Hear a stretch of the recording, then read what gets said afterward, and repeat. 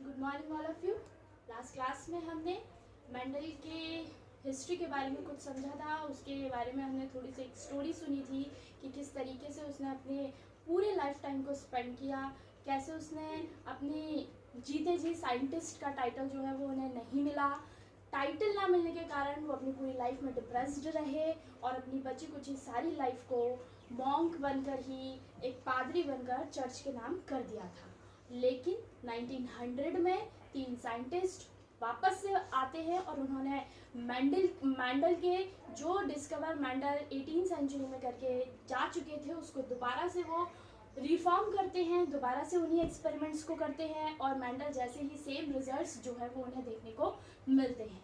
ठीक, और उसके बाद वो उस मेंडल का जो रिसर्च पेपर था उसे रीपब्लिश करते हैं जिससे मेंडल की जितनी भी रिसर्च वर्क था वो सारी चीज़ें जो हैं वो सभी के सामने आती हैं और लोग इस चीज़ से बहुत शॉकिंग स्टेज में जाते हैं कि 18 सेंचुरी में मेंडल के इतने इम्पॉर्टेंट वर्क को इम्पॉर्टेंस क्यों नहीं दी।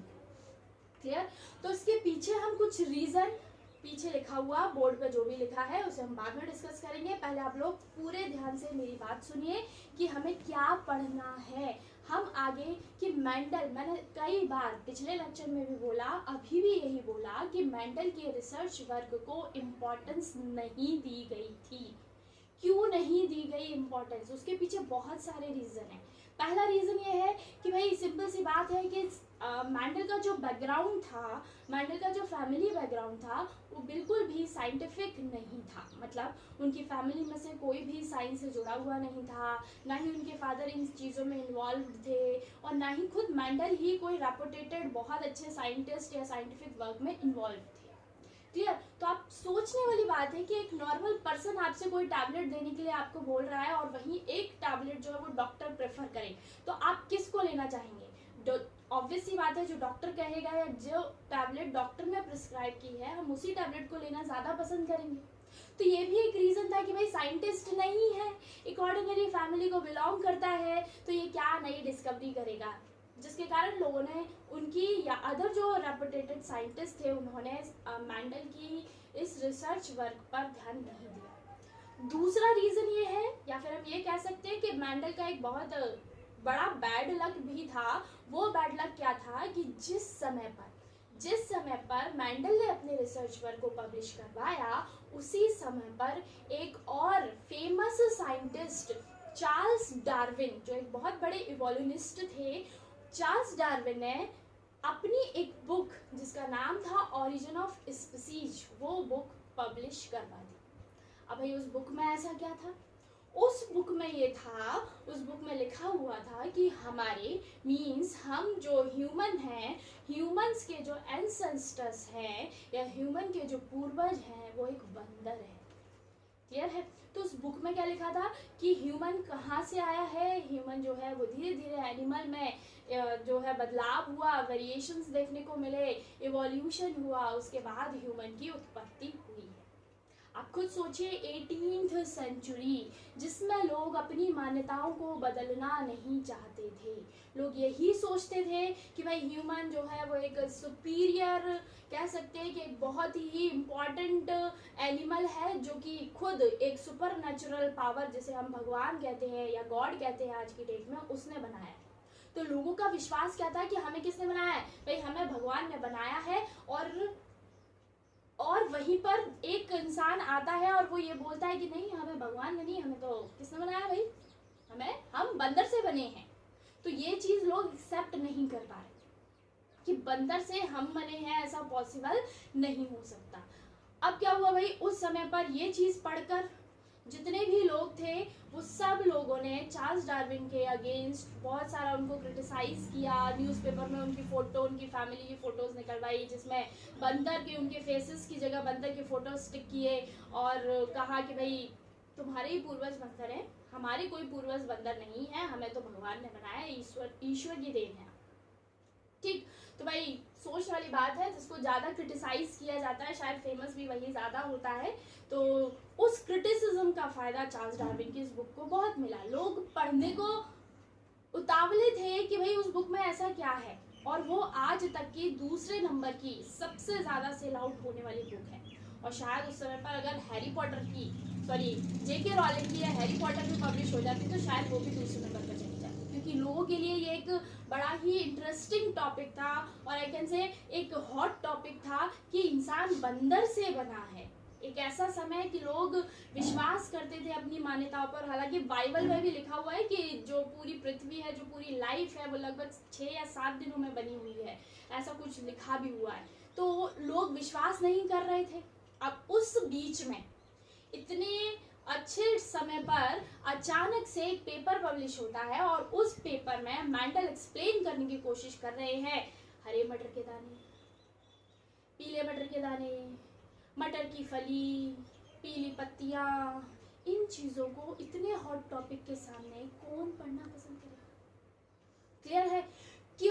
कोई भी उस चीज को इम्पोर्टेंस देने को तैयार ही नहीं था। कौन मटर, कैसा दाना, क्या चीज, कौन सा बीज, किसी को कोई इंटरेस्ट नहीं था। सबको इंटरेस्ट कहाँ आ रहा था? उस चार्ल्स डार्विन की बुक में, ऑरिजिन ऑफ स्पीसीज में। तो ये भी एक छोटा सा रीजन रहा जिसके कारण मेंडल की जो रिसर्च वर्क था उसको कोई इम्पोर्टेंस नहीं मिल पाया। क्लियर? तो ये मेंडल के कुछ थोड़े बहुत बैड लक थे।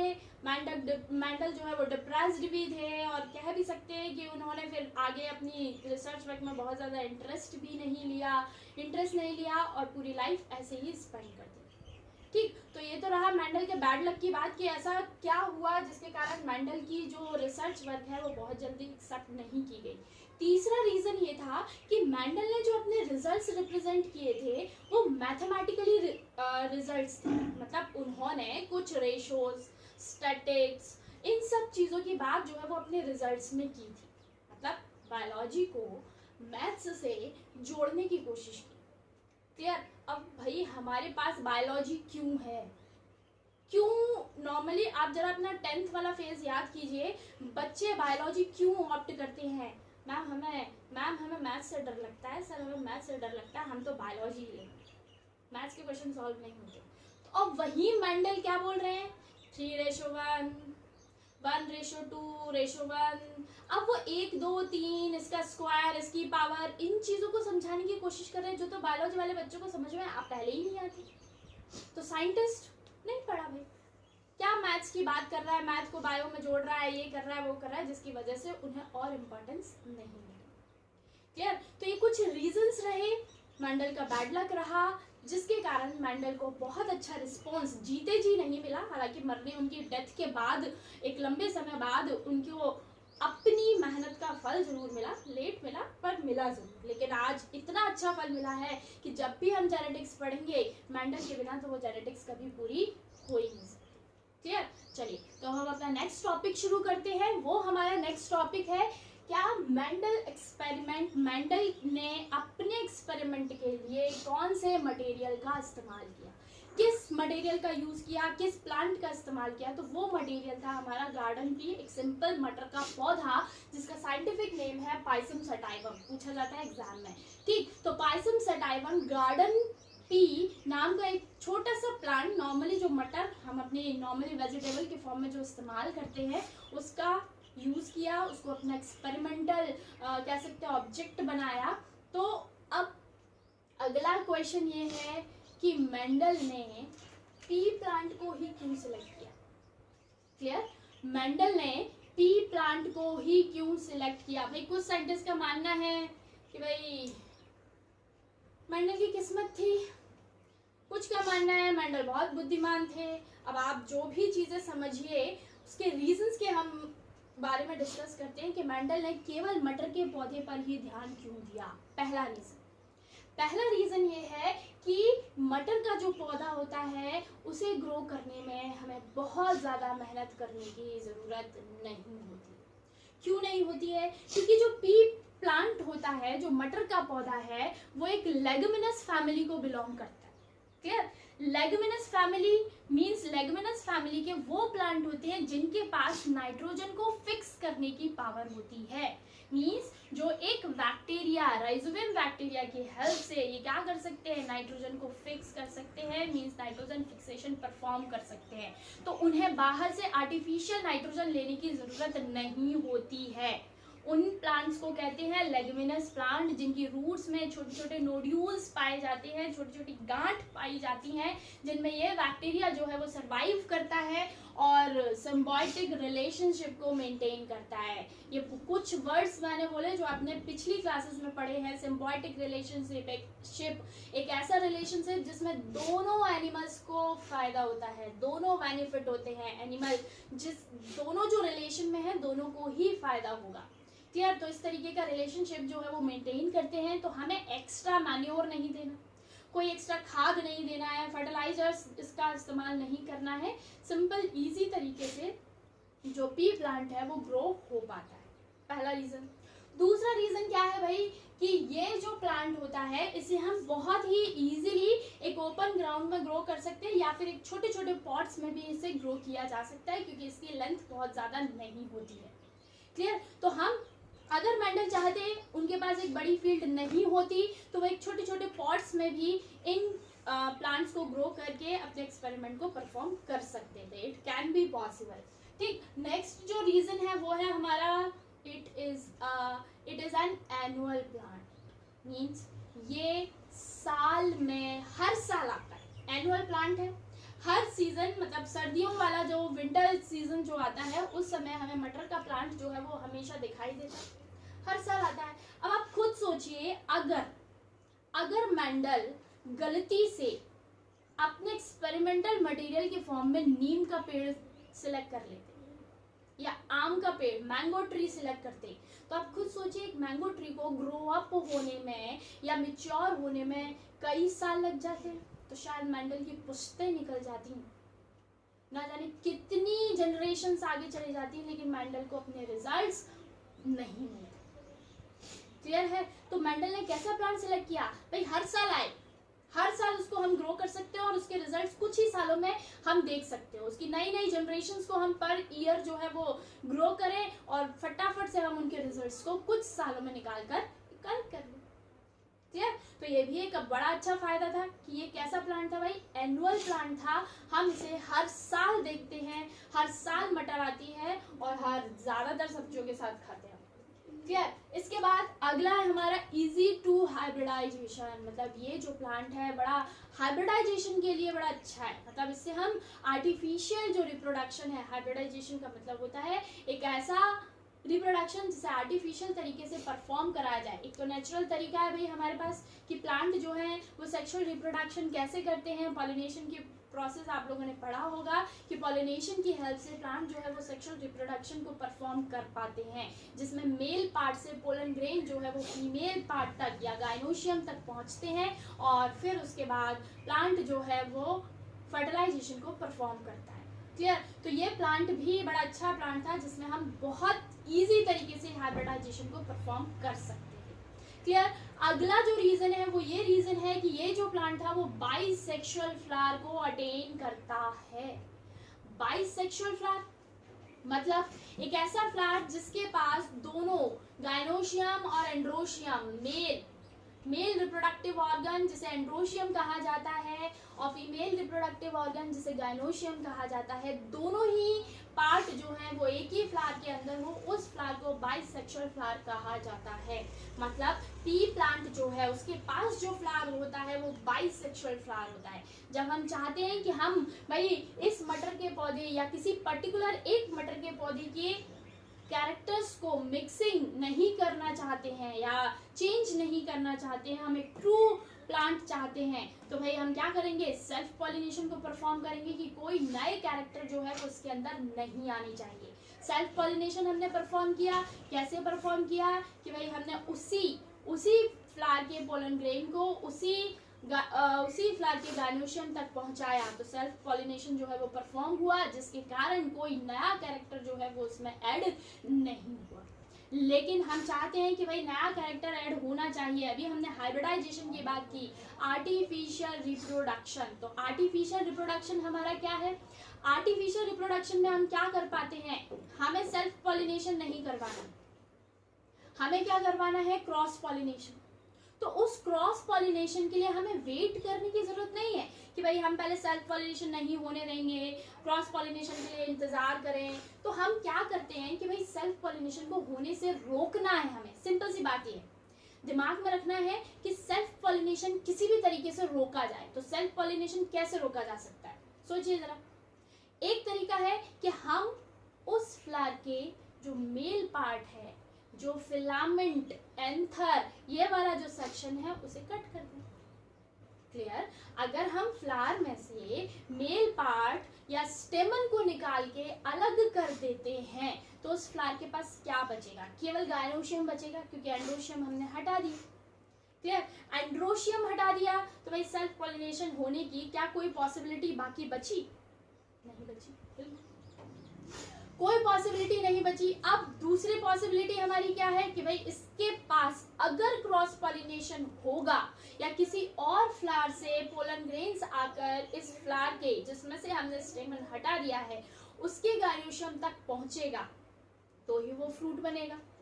उसमें भी चांसेस है कि भाई क्रॉस पॉलिनेशन होता है या नहीं होता है। तो उस क्रॉस पॉलिनेशन को परफॉर्म हम खुद कराते हैं।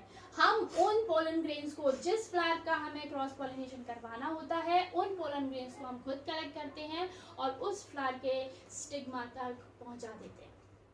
क्लियर है? तो वो सिंपल था कि भाई बाइसेक्सुअल फ्लावर है, जब हमें सेल्फ पॉलिनेशन परफॉर्म करना है तो हम सेल्फ पॉलिनेशन परफॉर्म करवा सकते हैं, और जब हमें क्रॉस पॉलिनेशन परफॉर्म करना है तब हम क्रॉस पॉलिनेशन इजीली परफॉर्म करवा सकते हैं। सिंपल है। तो ये बाइसेक्सुअल फ्लावर का फायदा जो है वो मेंडल ने बहुत अच्छे तरीके से उठाया और हाइब्रिडाइजेशन के बहुत सारे एक्सपेरिमेंट्स को मेंडल ने बहुत अच्छी तरीके से परफॉर्म किया। आगे हम देखेंगे कि मेंडल ने किस टेक्निक का इस्तेमाल किया, क्या क्या स्टेप्स, एक स्टेप वाइज हम स्टडी करेंगे कि किस तरीके से मेंडल जो है वो इस टेक्निक में मतलब हाइब्रिडाइजेशन का काम करते थे। क्लियर? इसके बाद कि भाई ये जो मटर का प्लांट होता है, इस मटर के प्लांट के पास कॉन्ट्रास्टिंग कैरेक्टर्स भी होते हैं। कॉन्ट्रास्टिंग का मतलब हुआ एकदम अपोजिट। ठीक है?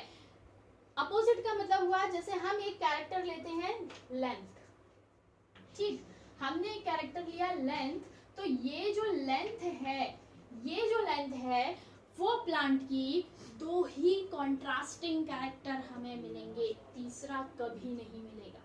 क्या मिलेगा? लेंथ में या तो वो प्लांट टॉल होगा या वो प्लांट डॉट। क्लियर? कोई मिडिल लेंथ वाला प्लांट हमें नहीं मिलेगा। या तो प्लांट की जो लेंथ होगी वो ज्यादा लंबी होगी, या फिर वो प्लांट कैसा होगा? बोना होगा, डॉर्फ होगा। एक मिडिल प्लांट कभी नहीं मिलेगा कि ना तो वो बहुत ज्यादा लंबा हो और ना ही वो बहुत ज्यादा छोटा हो।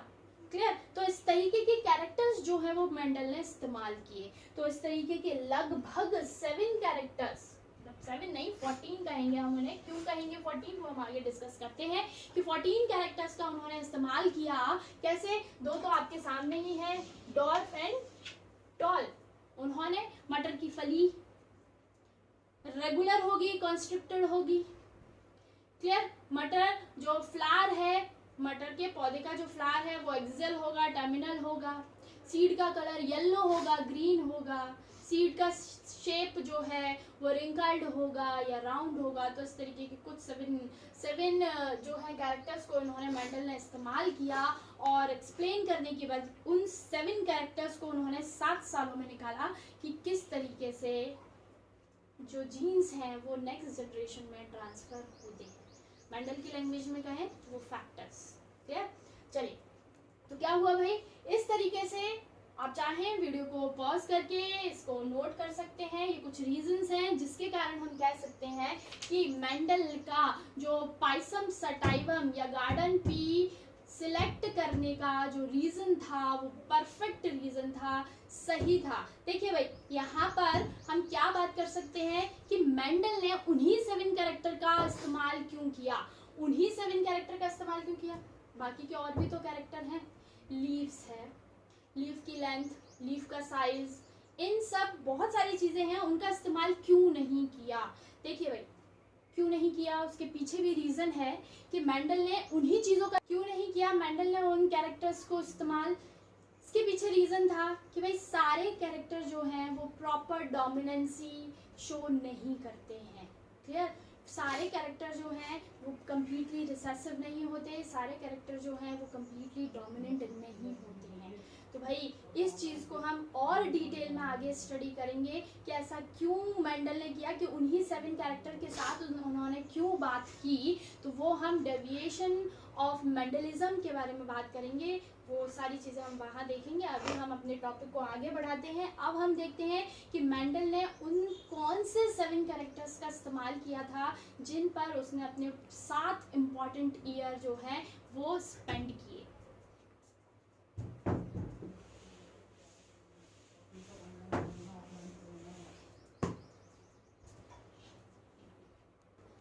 हाँ भाई, ये है मेंडल के वो कैरेक्टर्स जिन पर मेंडल ने वर्क किया, अपने 7 ईयर्स को दिया। जिसमें से पहला है हमारा पोजीशन ऑफ फ्लावर। फ्लावर की पोजीशन जो है वो कहाँ होगी, एक्सियल होगी या टर्मिनल होगी। क्लियर? पहला देखिए भाई, अब यहाँ ये तो हुए हमारे कैरेक्टर्स, ये है डोमिनेंट कैरेक्टर। डोमिनेंट क्या होता है, रिसेसिव क्या होता है, ये हम आगे डिस्कस करने ही वाले हैं। लेकिन यही कैरेक्टर डोमिनेंट होते हैं, ये हमें कैसे पता चला, और यही कैरेक्टर जो है वो रिसेसिव होंगे, ये भी हमें कैसे पता चला, ये भी हम आगे डिस्कस करेंगे ज़रूर कि कैसे डोमिनेंट और रिसेसिव कैरेक्टर्स जो हैं वो डिसाइड होते हैं। देखो, मैंने जब फर्स्ट लेक्चर समझाया था तब कहा था कि कुछ कैरेक्टर जो हैं वो हमें मदर से मिलते हैं, आधे कैरेक्टर हमें फादर से मिलते हैं, लेकिन दोनों कैरेक्टर में से कोई एक ही कैरेक्टर है जो हमारे सामने आता है या हमारा अपना एक्सप्रेशन जो है वो हमें देता है। जैसे आप एक नॉर्मल सी चीज़ का एग्जाम्पल ले सकते हो, जैसे पापा को बहुत ज़्यादा गुस्सा आता है, मम्मी को नहीं आता, और उनके जो ऑफिस स्प्रिंग है उनको बहुत ज़्यादा गुस्सा आता है। तो नॉर्मली कहते हैं कि इसका गुस्सा जो है वो उसके किस पर गया है, इसके फादर पर गया है। मतलब जो गुस्से वाला जीन है वो कहाँ से आया, फादर से आया। तो क्या माँ को गुस्सा नहीं आता, आता है, लेकिन माँ का जो जीन था वो रिसेसिव रह गया और फादर का जीन कैसा हो गया, डोमिनेंट हो गया, और उसने अपना एक्सप्रेशन दिया, और जो ऑफिस स्प्रिंग जन्मा वो कैसा था, गुस्से वाला जन्मा। ठीक है, तो कैसे डिसाइड होता है वो हम आगे देखेंगे, लेकिन यहाँ हम केवल कैरेक्टर के बारे में बात करेंगे कि मेंडल ने कौन कौन से 7 कैरेक्टर्स लिए। तो पहला कैरेक्टर क्या हो गया, पोजीशन ऑफ फ्लावर। फ्लावर की पोजीशन क्या होगी, वो एक्सियल होगी या टर्मिनल होगी। दूसरा कैरेक्टर है height of the plant. Plant की हाइट कैसी होगी, टॉल होगी या डॉर्फ होगी। भाई देखिए, यहाँ अभी बताया मैंने कि जो पी प्लांट है उसके पास कोई ब्लेंडिंग नहीं होती, कैरेक्टर मिक्स नहीं होते, बीच वाला कोई कैरेक्टर कभी देखने को नहीं मिलेगा। क्लियर है? हमेशा एक कैरेक्टर डोमिनेंट होगा तो दूसरा कैरेक्टर कैसा होगा, रिसेसिव होगा। ठीक है, तो प्लांट या तो लंबा होगा या फिर बौना ही होगा। ऐसा कोई प्लांट नहीं मिलेगा जिसकी हाइट ना तो बहुत ज्यादा और ना ही बहुत कम हो। ठीक, इसके बाद शेप ऑफ पोड। पोड का मतलब होता है मटर की फली। वो इन्फ्लेटेड है, रेगुलर है या फिर कॉन्स्ट्रिक्टेड है, या फिर उस पर कुछ कुछ जो है हमें झुर्रियाँ या रिंकल्ड पड़ी हुई नजर आ रही हैं। ठीक, कलर ऑफ पोड है वो ग्रीन हो सकता है जो कि डोमिनेंट कैरेक्टर है, येलो जो कि रिसेसिव कैरेक्टर है। शेप ऑफ सीड राउंड हो सकती है और रिंकल हो सकती है। सीड का जो शेप है वो राउंड होगा या फिर झुर्रीदार कॉन्स्ट्रिक्टेड भी हो सकता है जो कि एक रिसेसिव कैरेक्टर है। Colour of seed of coat. Seed coat का कलर येलो या green. Clear? Colour of flower. Flower का कलर व्हाइट और पर्पल, किसी बुक में जो है वो रेड भी इस्तेमाल किया गया है। तो ये जो है वो बताया गए हैं आपको 7 कैरेक्टर जो कि मेंडल ने अपने एक्सपेरिमेंट के लिए सिलेक्ट किए थे और इन्हीं पर उन्होंने वर्क किया था। क्लियर? तो इन 7 कैरेक्टर्स की बात करने के बाद अब हम बात करेंगे कि मेंडल की सक्सेस के रीजन क्या थे। ऐसा मेंडल ने क्या किया, ऐसे अपने रिजल्ट्स कैसे उसने ज़्यादा अच्छी तरीके से एक्सप्लेन किए, उन सब मेंडल की सक्सेस के रीजंस को हम अगली क्लास में, अगले लेक्चर में डिस्कस करेंगे।